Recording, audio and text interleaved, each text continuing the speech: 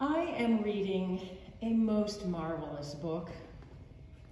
The author, Robin Wall Kimmerer, is a Native American, a member of the Potawatomi Nation, and distinguished teaching professor of environmental biology at SUNY. The book is called Braiding Sweetgrass: Indigenous Wisdom, Scientific Knowledge, and the Teaching of Plants. I can't stress how much I am loving it. Elizabeth Gilbert, the author of Eat, Pray, Love, called it a hymn of love to the world, and it is.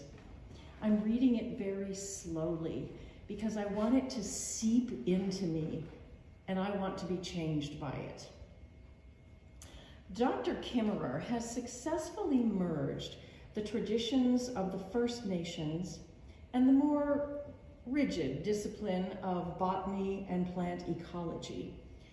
This is not always an easy task because part of her knows plants by their Latin names and knowledge of their cellular structure, and the other part of her listens to their voices, asks for permission before harvesting, and stays open to what they have to teach her.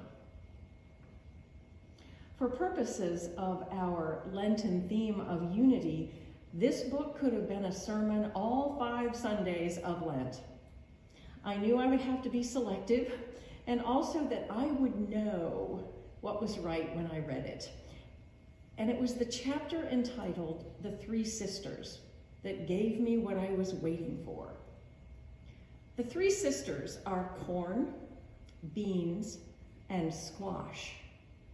And the women of the First Nations all across this continent all have always known that they should be planted together. 3 different seeds in one small square of earth. When the Europeans arrived on this continent and saw this mishmash of plants, they assumed that the Indians didn't know better. To a Brit, a garden had rows of beans and rows of squash, different rows for each kind of thing, all in a disciplined, organized way. A display of individualism imposed on nature. There was a lot that the Europeans did not know. As it turns out, the wisdom of planting them together is that they support one another, they grow better, and they produce more that way. The corn is the first seed to emerge. It begins to grow straight and tall and sturdy. In the meantime, the bean has begun creating a strong web of roots before it breaks through the soil and starts to climb up and wind around the corn for support. The last seed to show up is the squash, and rather than growing up, it spreads out along the ground, creating a cover that discourages weeds and keeps the soil from drying out. Unless you think that the bean is just freeloading off the corn and the squash, it is actually creating a most important contribution. The roots of the bean seed produce nitrogen for the soil, and that becomes food for all 3 of the sisters. This unique botanical community, actually it's a trinity, is one of natural support and protection. Together, they are more productive than they would be if planted separately. Dr. Kimmerer observes that it's tempting to imagine that these 3 are deliberately working together, and perhaps they are.